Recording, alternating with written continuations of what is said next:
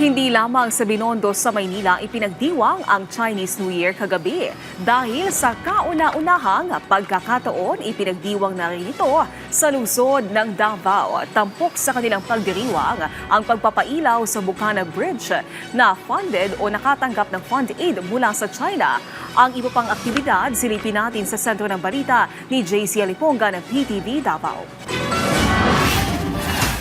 Ngayong taon lamang nakikiisa sa selebrasyon ng pagsalubong ng Chinese New Year sa Davao City si Adonis na mula pa sa Cagayan de Oro City.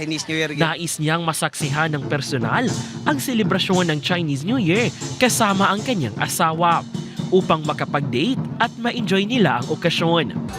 So enjoy kay ko kay isa nakakuan ko kung unsaning Chinese New Year gyud. Sa Cagayan de Oro, Barangay Balulang. Gianhig yun. Para makakuha nun sa Chinese New Year. Iba naman ang dahilan ni Ethan, isang half Chinese at half Filipino na taga Davao City, na taon-taon ay nakikilahok sa nasabing pagdiriwang. Paraan niya ito upang kilalanin at ipagdiwang ang kanyang pinagmulan. Lalo't pinalaki silang may paggalang sa mga tradisyong Chinese gaya ng pagdiriwang ng Chinese New Year. Puntahan natin yung City Government of Davao, lalo na sa pag-support na natin sa kanila. We give away chocolate this Chinese New Year. As you know, as a Filipino-Chinese, we always support Davaoeños at all costs and support the Chinese community here in Davao.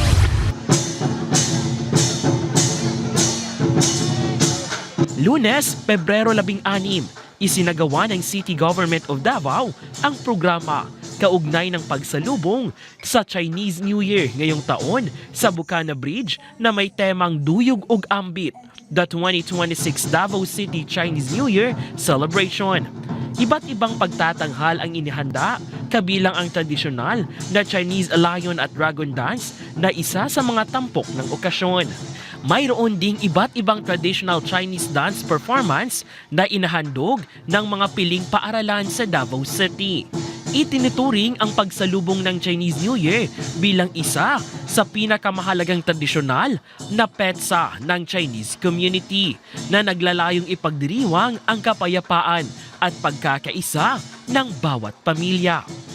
For the new year to all our fellow citizens, the Spring Festival is the most significant traditional festival for Chinese people and a time for cultural continuity and emotional connection. May this new year fill us with hope and abundance as we continue to build stronger communities for a more prosperous future ahead. Kasabay ng aktibidad, opisyal na isinagawa ang pagpapailaw sa Bukana Bridge na sumisimbolo sa matibay na suporta at pagkakaisa ng China at Pilipinas. Ang taong 2026 ay tinaguriang Year of the Fire Horse na nagsisimbolo ng matinding pasyon, matayog na ambisyon, kalayaan at optimismo. Mula dito sa Davao City, JC Aliponga para sa Pangbansang TV sa Bagong Pilipinas.